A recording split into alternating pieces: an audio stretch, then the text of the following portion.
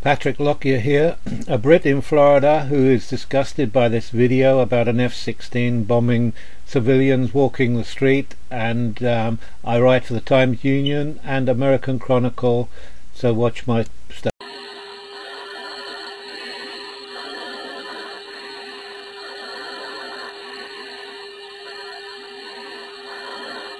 I got numerous individuals on the road. You want me to take those out? Take them out.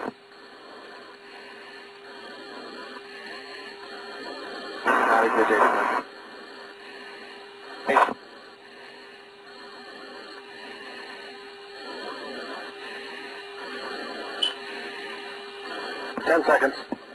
Roger.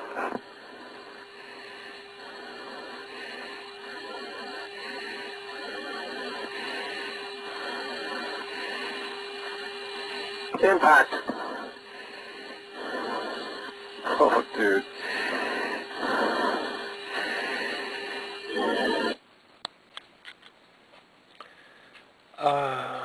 It really does appall me. I don't know if I am from outer space or what. I don't know if I am from this planet sometimes when I see these things and I read blogs of people and I can't make it out. I mean, do these videos like this of the brutality of an F-16 or whatever it is delivering a bomb to people walking in the street, is it not? Am I the only person who sees this as non-heroic, who sees this as just mindless brutality of it being nothing more than a stupid war crime? How can you tell me who these people are? Can you converse with them? Can you be sure who they are? Whether they're man, woman or child? Whether they're enemy or not? These are people walking the street. These people, if they're going to be dealt with by anyone, should be dealt with by ground forces, not this unheroic military person who we're all supposed to admire, just saying, take them out. You know, like we're sitting on the back porch firing at squirrels and raccoons or something. I am disgusted at my nation of Britain. I am disgusted at them for standing by and not standing up to this kind of brutality. I am disgusted with the nation that I've adopted here, living in Florida, as I do, and I am disgusted at my species, of mankind, of being able to say, oh, dude, sweet, and all the other stupid expletives or comments that I see on YouTube. And I know that most of these people in this Dust Bowl village who have been decimated anyway by years of sanctions and flyovers, they live in this Dust Bowl poor existence and they can't even walk the streets safely. They can't emerge from a church and stroll. As I was saying before I rudely interrupted myself, that these people walking the streets, they, you know, what are they? It could be a wedding party. It could be someone who's carrying guns. A lot of people in these countries carry guns. A lot of people carry guns here. They preserve the right to carry guns here. You get stories on the internet of there being a perfect right for American forces to shoot anyone who looks like they're carrying a weapon or even a spade that might look like a weapon. You even read stories of people who've been in Iraq saying that they routinely carried drop items that they could drop where they felt inclined to shoot someone who didn't have any weapons, but it would be easy to drop a rifle or a shovel that could be looking like a rifle to justify their brutality.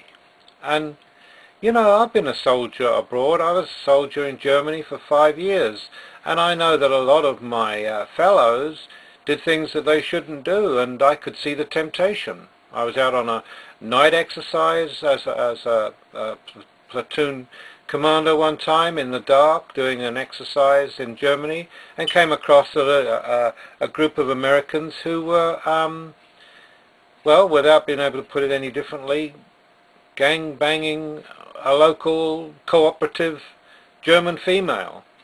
And I know that some of my troop would have liked to have joined in. Some of them would have liked to have forgotten what they were there for, and that they were in uniform and that they were supposed to be on a night exercise, and to get stuck in with the rest of them. And the Germans probably wouldn't have minded, but I got that stopped and shooed them out the way. But these things happen. When you're in a foreign country, you know, your standards drop. It's as simple as that. And Murtha's right. Murtha is right that the people are under stress and they do the wrong things. This squeaky clean thing is a load of crap, basically. And, you know, people sitting in some facility somewhere talking to a pilot, deciding who should be taken out, as I say, as if it was a firing range, a shooting range at the fairground. That's the mentality that comes over. And why on earth are you showing it on YouTube? Why is the Pentagon allowing this stuff to actually be replayed to radical recruitment centers where people would say, that's what I think of us, that's what I think of our humanity? They just pop us off as if we're raccoons or squirrels on a branch. And how on earth can we, as a coalition, as nations, as Americans, as British, not stand up against this and vote someone in who's got a different mindset? Because all I see is McCain, more of the same McCain, and all I see is it's more of this and the name of America. And I'm here because I had an admiration for America that has been somewhat soured in the last 7 years since 9/11, and I arrived here right after 9/11. And I have to tell you that I stood on the beach in Pensacola and saw everyone swooning over the Blue Angels.